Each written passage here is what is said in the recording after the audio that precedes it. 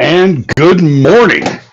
We had a little experiment there and learned something. If I set the overlay on the intro sequence there, then it goes away when we switch over to this on the automatic switch, and that's worth knowing, y'all.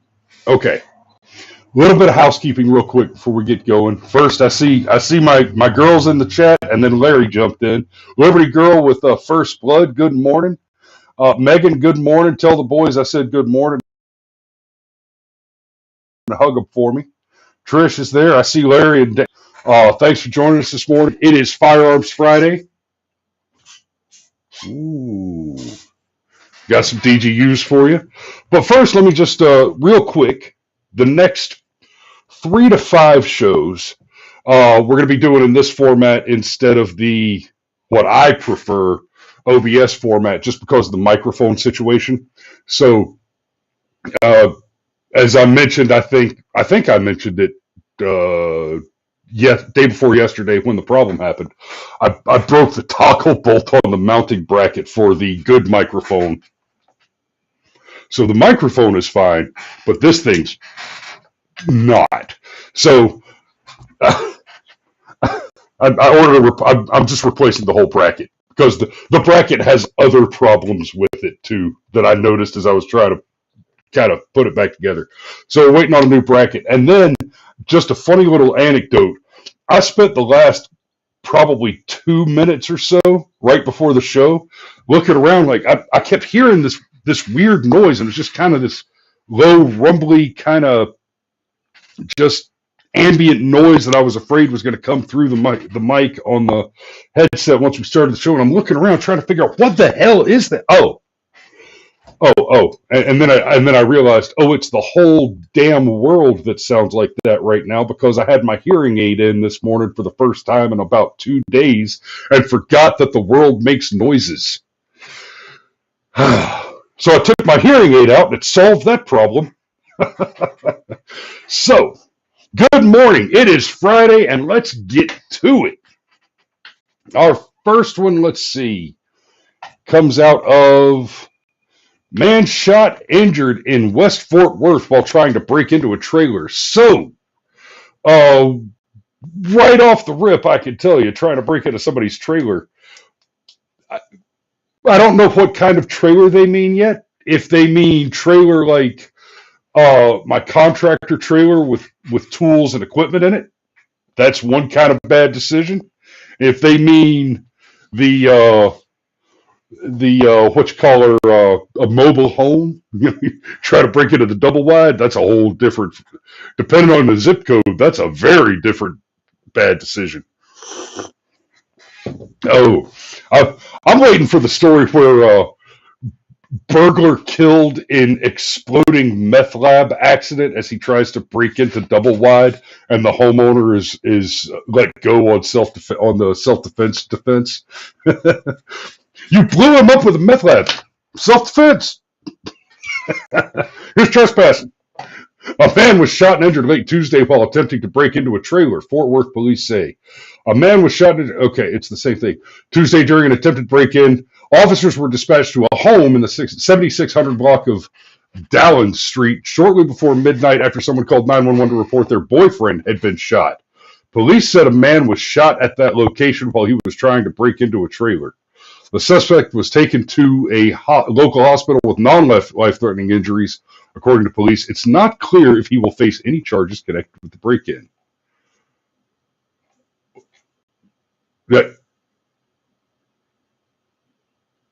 Well, that's a less interesting story than I had hoped for. Okay, so this appears to be a very basic F around and find out kind of story. So I don't know what else to say about that other than don't break into people's trailers. Like, I mean, this studio, as it were, maybe not the last place you want to break into, but probably not your best decision either. I mean. So, I guess let's just move on to the next one. Let's see if this one is more entertaining. California liquor store worker under siege from huge mob fights. Under siege from huge mob fights back. Oh, not mob fights back. There wants to be a comma here. California liquor store worker under siege from huge mob, and the California liquor store worker fights back. Yes, there should be a comma there. I know it's a title, but if it's going to be a title without a comma, then it should be in title case, which it's not. Okay, anyway, dramatic video captured the moment. Ooh, hello. It says dramatic video. Where is this dramatic video? You don't link the dramatic video? Okay. Y'all bear with me a second. And let me, I'm going to switch out of the reader view there and see if perhaps the dramatic video is linked.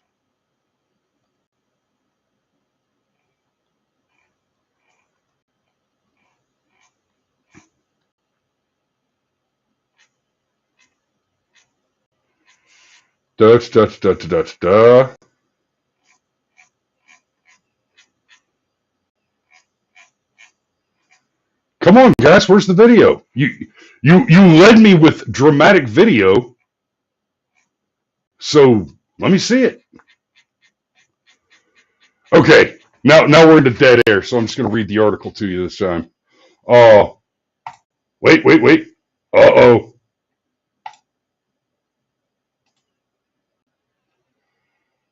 I might have got something here.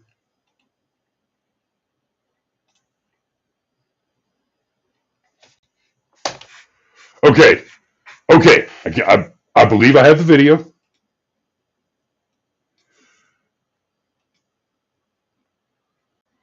Apparently,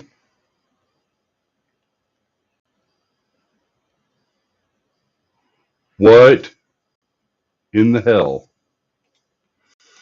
Okay, what appeared to be the video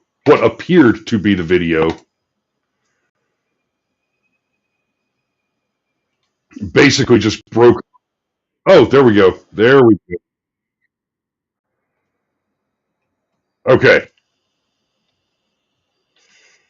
Okay, there we go. I'm going to have to change the screen sharing.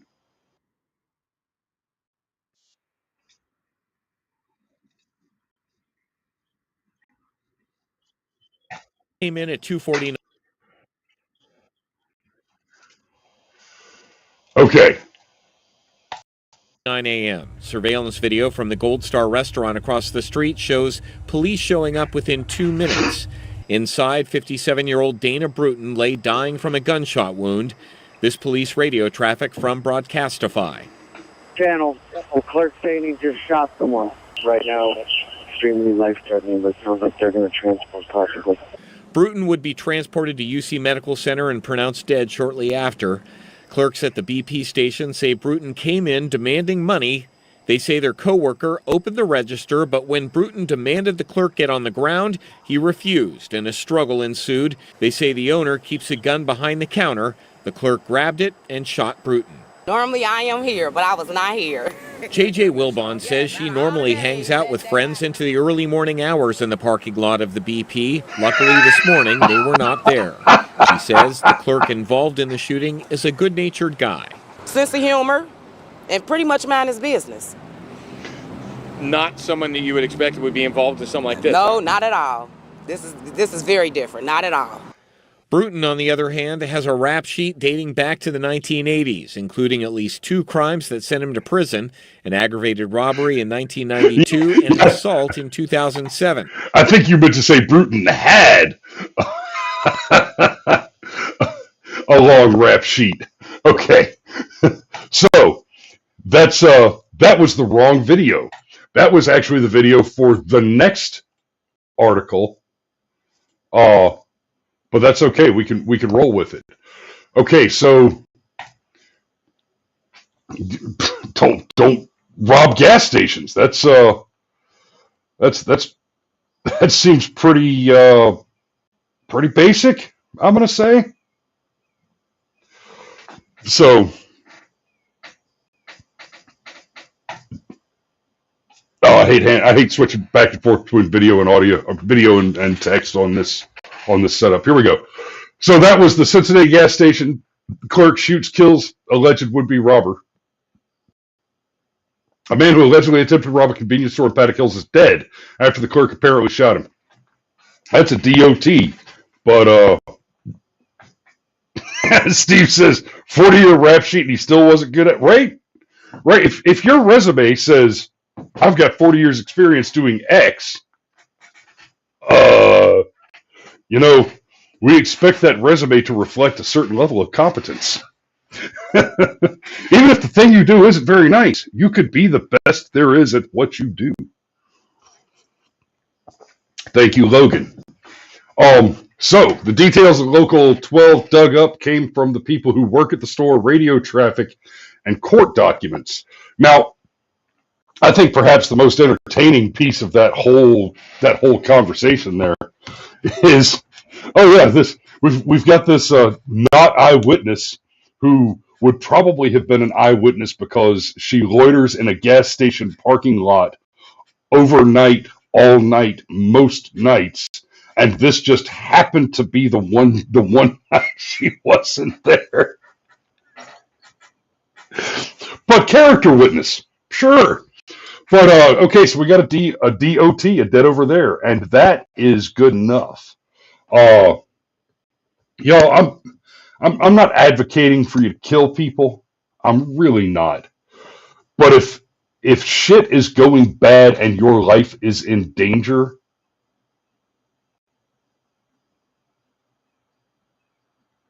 yours is the story that needs to be told.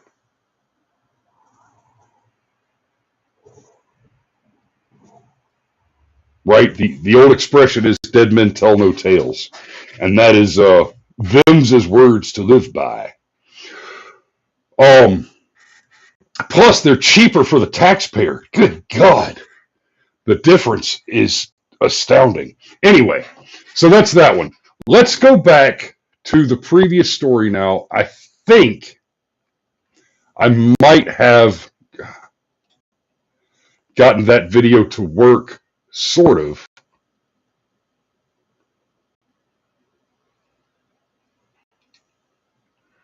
The problem is they're hitting me with this great big old pile of flipping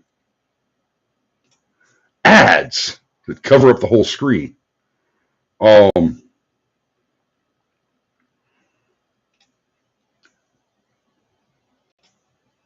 Okay. Here we go.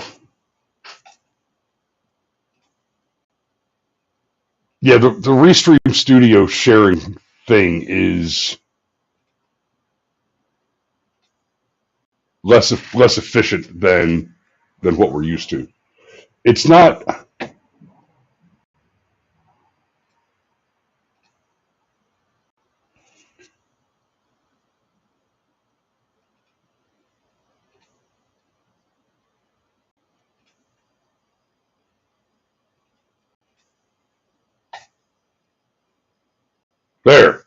There we go. Let's see what we got.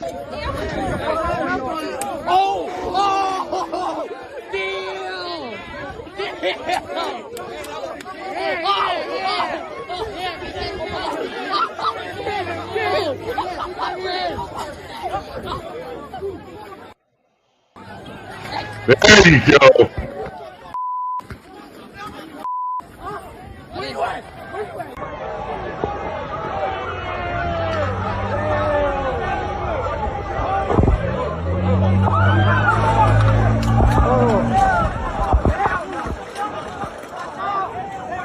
There you go. Okay.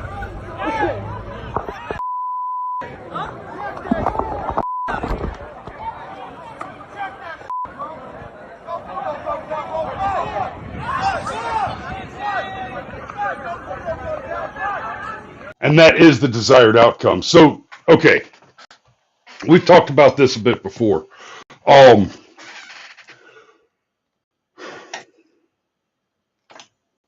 That is a spot where it's pretty clear that he was perfectly well justified, right? Now, I'm gonna say that based on a couple of assumptions. I'm gonna make some assumptions that are an unreasonable person will call me a racist for making these assumptions, but I can look at the composition and conduct of that crowd and make some assumptions that are in fact reasonable if you have basic powers of observation.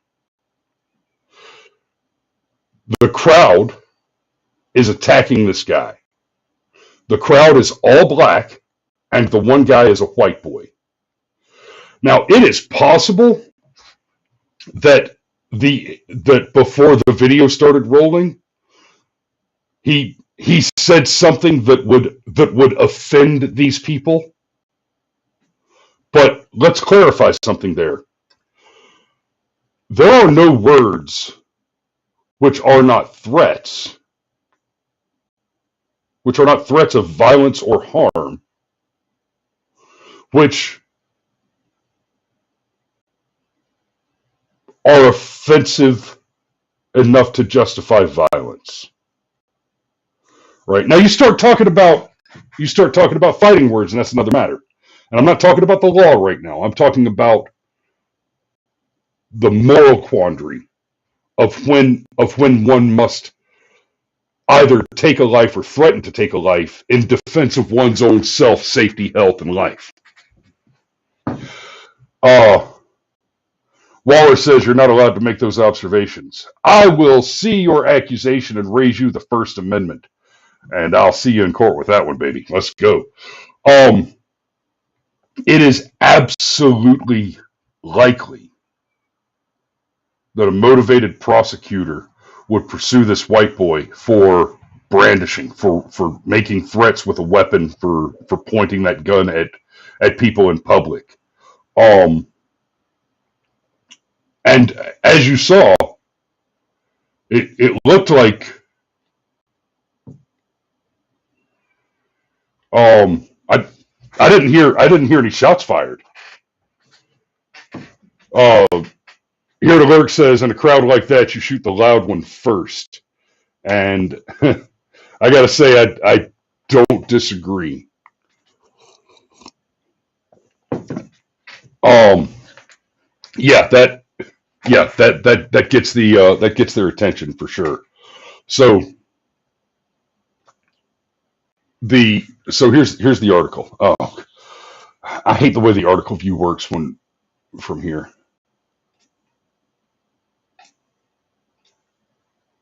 There. California liquor store worker under siege from huge mob.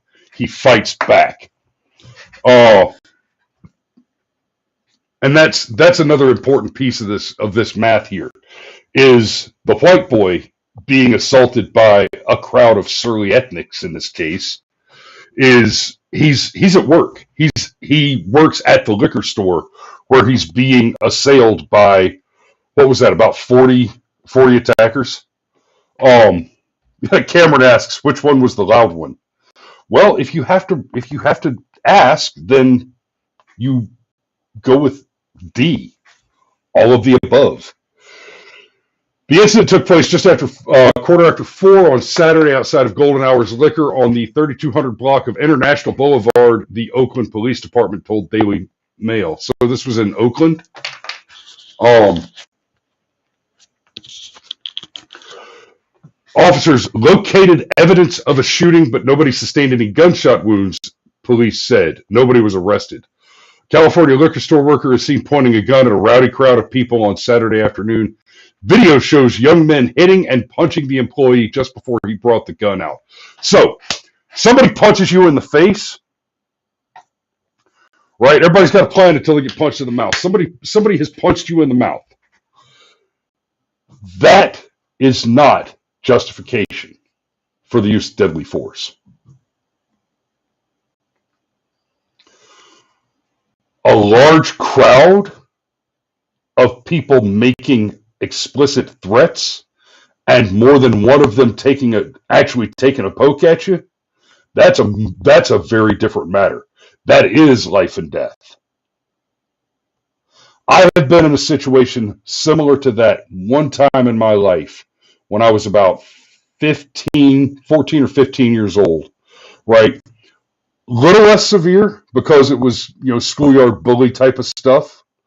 But I was completely surrounded by a mob, all of them throwing punches, until one fat kid jumped on my back and started punching me in the side of the head, and I was down on all fours. So I bit him,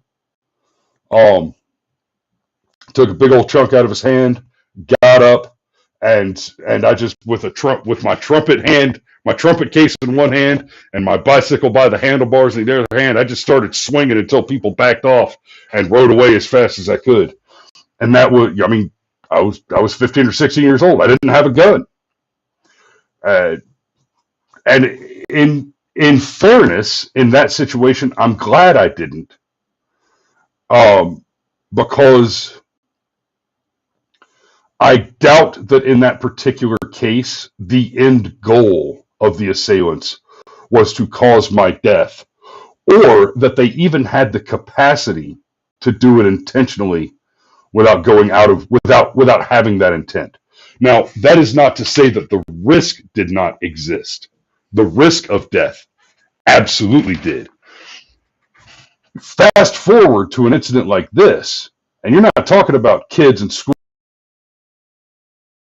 schoolyard bullies throwing some kicks and maybe even pleasant bodily fluids ejected. You're talking about a mob of people, and it may even be the case that the majority of these little shitbags that are attacking this guy at this point do not intend to kill him.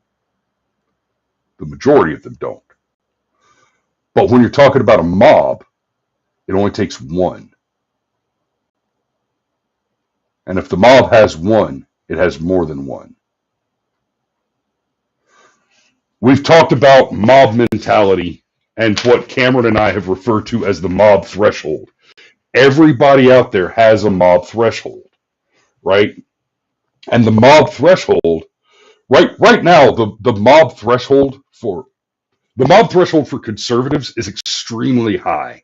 The mob threshold for leftists, Democrats, communists is very, very low. In fact, it may be the thing that pushes a person in one direction or another if they're not smart on policy. So here's the mob threshold. Your mob threshold is the number of people in a mob before you can't help but get involved with that mob.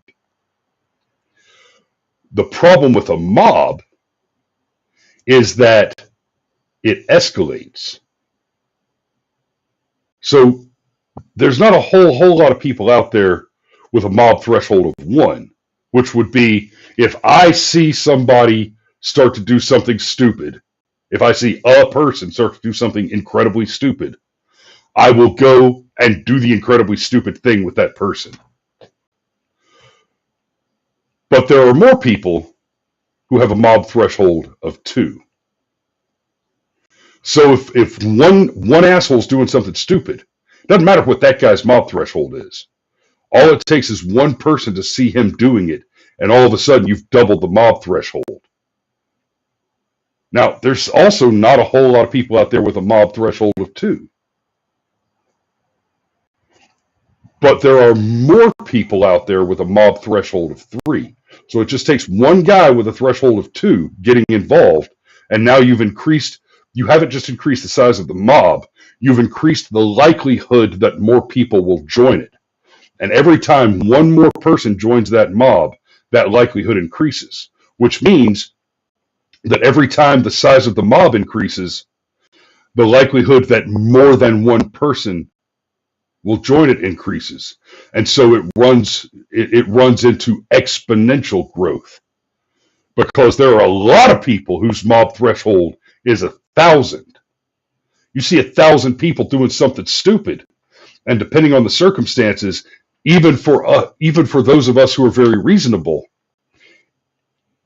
if your mob threshold is that high, it's not hard to be next to a large mob and start to just do what you need to do to appear to fit in, for fear that you will suddenly be not the mob and end up where that guy was. And when I say the mob, I want you to understand this correctly. The mob is not a group of human beings. The mob itself, the mob is this, and I'm going to get a little highbrow into some metaphysical concept, and we're talking about Kierkegaard, the modern age. It's the same as the press. It's the same as the public. The mob is essentially a parasitic subset of the public. It is its own entity. The mob itself is an entity, and the mob has its own mind. Now, that mind is a metaphysical extension of the consensus of the individual constituent members of the mob. And because that mind has scattered and dispersed communicative capability, it means that the thinking level of the mob is dramatically lower than any individual member of the mob. Your brain cells work the same way. So all the thoughts that have to process, your brain cells work in the opposite way. So all the thought that gets processed by the mob itself is the lowest order cognitive ability that can be generated through the simplest amount of interconstituent communication. The mob is not going to write you a doctoral thesis, but it is going to quickly determine what its next target is, and the extent of the intellectual processing of the prosecution of that target is destroy that, break that, turn over that, kill that. That is how the mob works. And so when you are facing a mob, you are not facing a crowd of people. And that's very different than an army. An army at a glance might appear to be very similar to a mob, but there is pre-planning. An army is directed and strategically allocated to achieve specific objectives. Even if the deployed unit operates intellectually more like a mob once it's moving and comms are bad, it has a prime directive. It has an intent, and it already knows what that intent is. So it doesn't have to process that cognitively. It's already operating on it. The mob doesn't begin with a pre-installed operating process. It doesn't have an SOP. So as the mob grows and grows, the likelihood that the mob includes sociopaths and psychopaths who are not actually a part of the mob, but rather bitter clingers on, who are using the mob as cover in order to enact whatever their own agenda is. And that agenda might be one that looks like an assassination maneuver, right? The larger that mob gets, the higher the probability that it develops one of those sorts of outliers. So, well, I'm going to finish up this article and then we'll see. The employee's hat flew off his head as another young man slapped him multiple times. The employee quickly shuffled into the store, followed by a large crowd of bikers. He proceeded to grab a handgun as the mob sped out of the shop screaming. The store employee led the crowd outside before he turned around and pointed the weapon at the gathering. He then waved the firearm around. This is an unfair statement. He then waved the firearm around. He did not. We just watched the video. That language right there. Waved the firearm. He didn't. No, he pointed. He was very deliberate and intentional. You, back up. And that is the correct way to handle that situation. You don't pull it out. I've got a gun. That's not how you do. That's not how that works. You address the threat. You stop. You back off. You don't even think about it. Right? You address the threat. That he then waved the firearm around. That's a lie. That sentence right there is a lie. Before the violent moment broke out, the employee got into a heated argument with people outside the store. The employee rushed into the liquor store as the mob of people followed behind. Right? Okay. It mentioned that it happened earlier, but the way it reads here, the way that it reads from here down, and I don't know why it breaks up like this in reader mode, but before the violent moment broke out, the employee got into a heated argument with people outside the store. The employee rushed into the liquor store as the mob of people followed behind. While some people got away, others stayed near the store while the employee ran around with the gun still in hand and yelled at them. At one point, he approached a man in a gray hoodie and pushed him to the pavement. That is a very disingenuous and frank. Oh, sorry guys. Sorry, I didn't mean to. I know. Cameron told me to be careful about raising my voice, and I'm sorry. I apologize.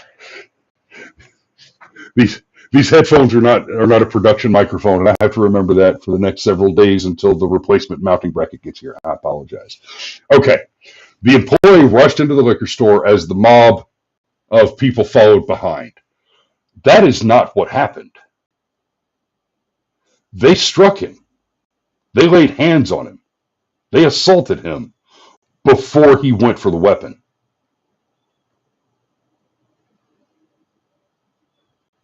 He was physically assaulted. And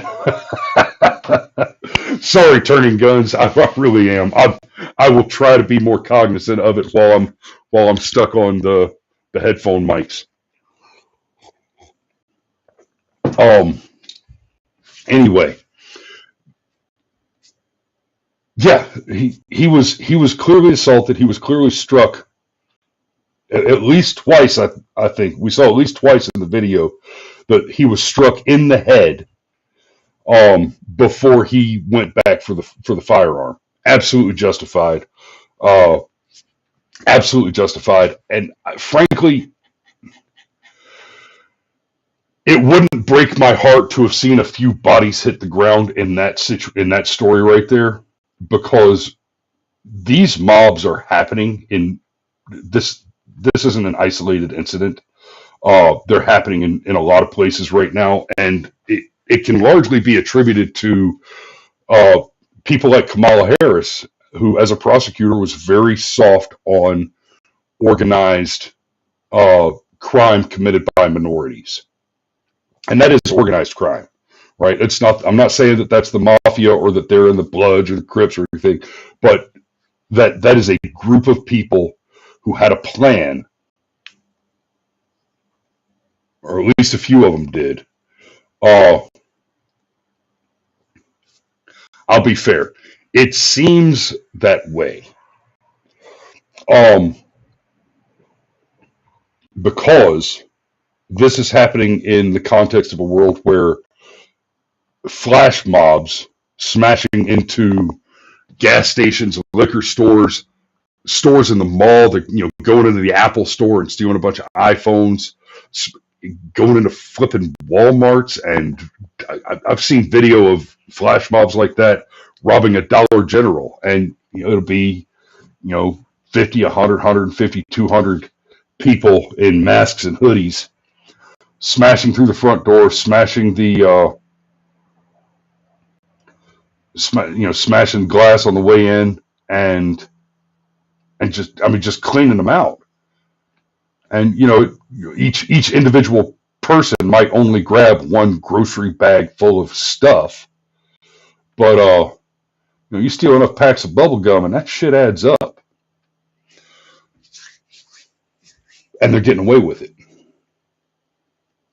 All right, California, if you're not stealing more than $900, they won't prosecute you. It goes unpursued. They're literally incentivizing you to rob them. So that's, yeah, that right there. This is Oakland. Yeah, that one's on Kamala. All right, guys, I'm going to go ahead and put a pin in this one. I've got a few more DGUs that we could do, but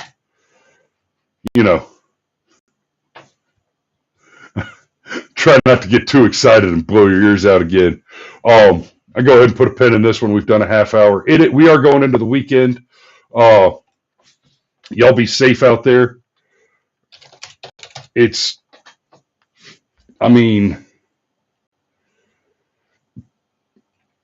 Going into the weekend, don't drive drink, don't fry bacon naked, don't do anything stupid. And you should come back on Monday morning. I look forward to y'all checking back in to make sure everybody's safe and sound. And we love you, and we will see you on Monday. Okay, I clicked the button. It should be doing a thing. So I just said goodbye, and then I didn't leave because the thing isn't doing. Come on.